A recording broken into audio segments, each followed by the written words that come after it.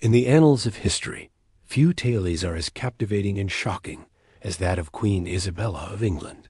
This is a story of passion, betrayal, and a thirst for power that would shake the very foundations of a kingdom.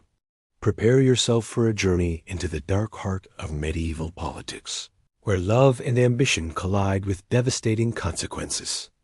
Picture this: a beautiful French princess, married off to the English king at the tender age of 12. Isabella was no ordinary royal bride.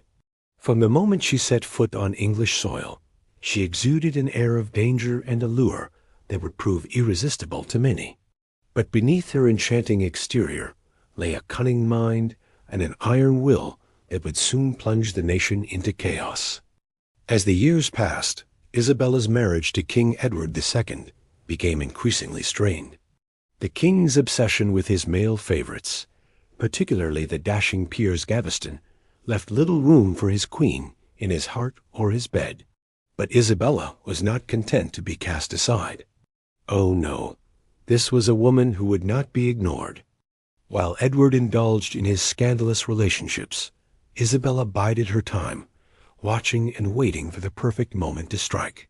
She cultivated allies among the disgruntled nobility, whispering promises of a better future under her rule.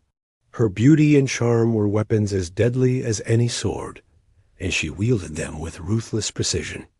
But it wasn't until Edward's latest favorite, Hugh Despenser the Younger, began to exert his influence over the king that Isabella's patience finally snapped. Despenser's greed and cruelty knew no bounds, and soon even the queen herself felt the sting of his ambition. It was then that Isabella knew the time had come to act. In a move that would shock the medieval world, Isabella fled to France, ostensibly on a diplomatic mission. But this was no ordinary royal visit. While in Paris, she began to plot her husband's downfall, and she didn't do it alone.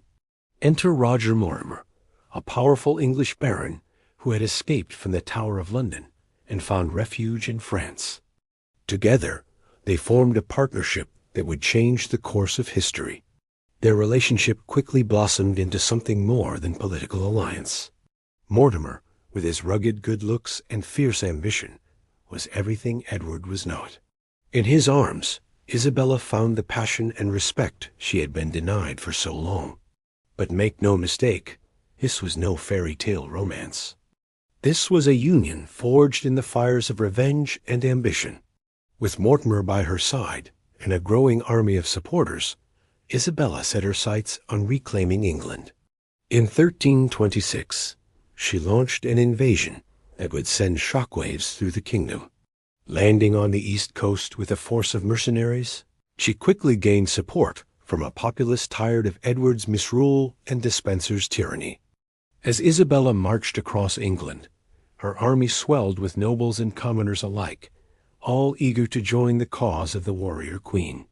Edward and Despenser fled west, but their days were numbered. In a twist of poetic justice, it was Despenser who was captured first. His fate was a grim reminder of the brutality of the times. Executed in a manner so gruesome, it would make even the hardiest stomach turn. Edward's capture soon followed, and with it came the moment Isabella had dreamed of for so long. A king was forced to abdicate in favor of his young son, Edward III, with Isabella and Mortimer appointed as regents. But for Isabella, this was not enough. She wanted her husband to suffer as she had suffered. The former king was imprisoned and subjected to a series of humiliations designed to break his spirit. Some whispered of darker torments, of cruel games played by his captors to drive him to the brink of madness. Whether by design or neglect, Edward II met his end in September 1327, in circumstances that remain shrouded in mystery to this day. With Edward gone, Isabella and Mortimer ruled England in all but name. For 3 years, they held sway over the kingdom, amassing wealth and power at an alarming rate. But their reign was not to last. The young Edward III, now approaching adulthood, had not forgotten the fate of his father. In a daring coup, he seized control of the government, had Mortimer executed, and sent his mother into comfortable retirement.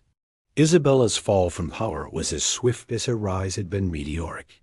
Yet even in exile, she remained a force to be reckoned with. For the rest of her long life, she schemed and plotted, never quite relinquishing her dreams of regaining her former glory.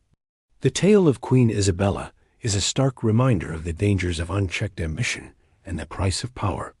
Her story has captivated historians and romantics alike for centuries, earning her the moniker She-Wolf of France. But was she truly the villain of this piece, or merely a woman fighting for her rightful place in a world dominated by men?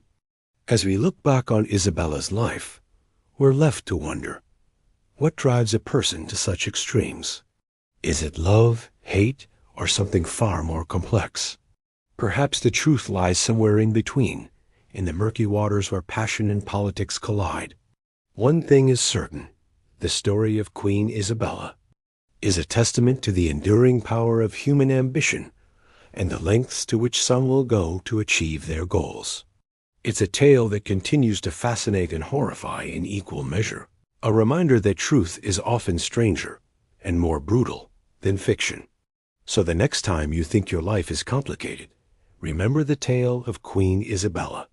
It's a story that will make your own troubles pale in comparison, a brutal reminder of the dark side of power and the price of ambition.